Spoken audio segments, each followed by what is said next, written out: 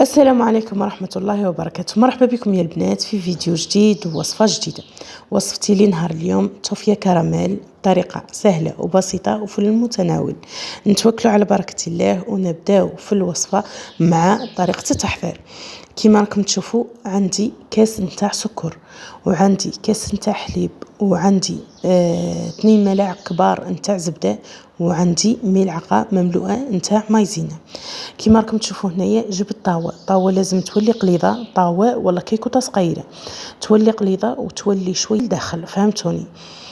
نشعل النار تاعي على نار مهيلة، نضيف الكاس نتاع السكر هذاك ونخلي عليه يذوب بلا ما نحركه مبدئيا كما راكم تشوفوا، ونخلي عليه يذوب بشويه. ومن بعدها كي نشوف الجوانب تاعو بدا يذوب نبدا نحرك. المره الاولى قلت لكم ما تحركوش، ومن بعد كي تشوفوا راكم تشوفوا في الفوطو تاعي كيفاش راها بدا السكر يذوب في الجوانب.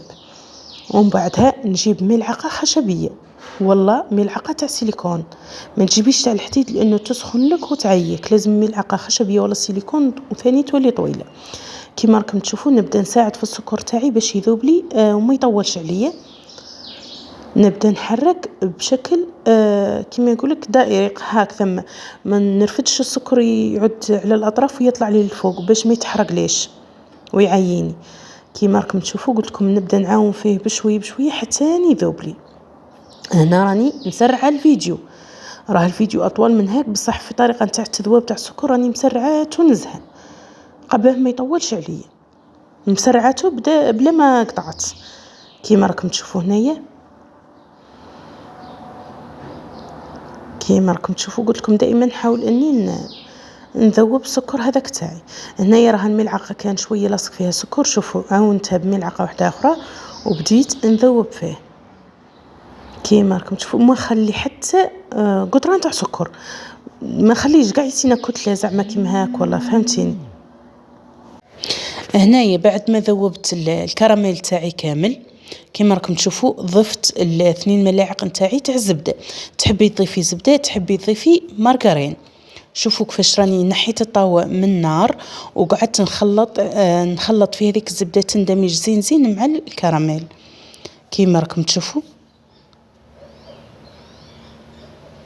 كيما راكم تشوفوا هنا. ومن بعدها جبت الكاس تاع الحليب، ضفت نص نتاعو بركي وحطيت الطاوه رجعتها فوق النار، والنص الثاني زدت له ملعقه مملوءه نتاع مايزينا وخلطتها مليح مليح وزدت ضيفتها له.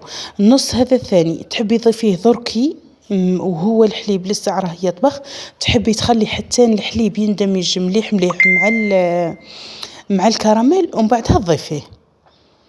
كيما راكم تشوفوا انا راني درتو دركي وراني منقصه النار، شوفوا كيفاش راها تكتلت لي كامل وراني ما قطعتش المقاطع، راني خليتها لكم كما هي.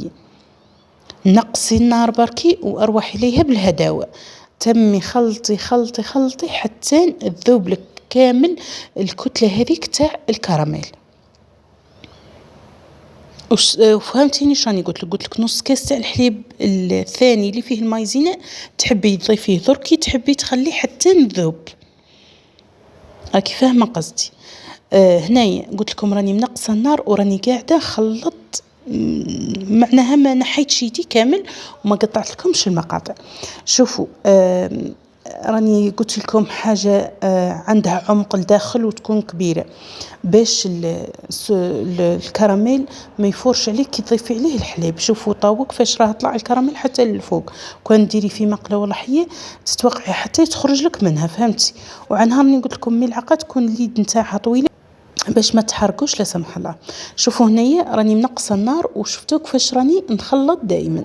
هنا بعد ما ذابت لي كامل ضربتها بالبرام ميكسور ومن بعدها زهدتها في الزهاده. هي وشني ما خلتليش كتل بصح باش تجيك الكراميل تاعك صافيه مرايه. شوفوا هذيك قبيلتي نارها وهي سخونه جاتني خفيفه، وهنايا راها بعد ما فترت وبردت. وجدوها للشهر الكريم لحلوياتكم وتحلياتكم. إن شاء الله تعجبكم، وراها وصفة سهلة وبسيطة، والحليب اللي راني استعملته راه تاع شكاوي فقط. وطريقة الاحتفاظ بها، ديريها في بنارة نقية وحطيها في الكونجيلاتور ولا في الثلاجة من تحت، راها تقعد مدة طويلة ما تفسدلكش. نتمنى وصفتي لي نهار اليوم تعجبكم، ونقول لكم إلى الملتقى أحبتي في الله.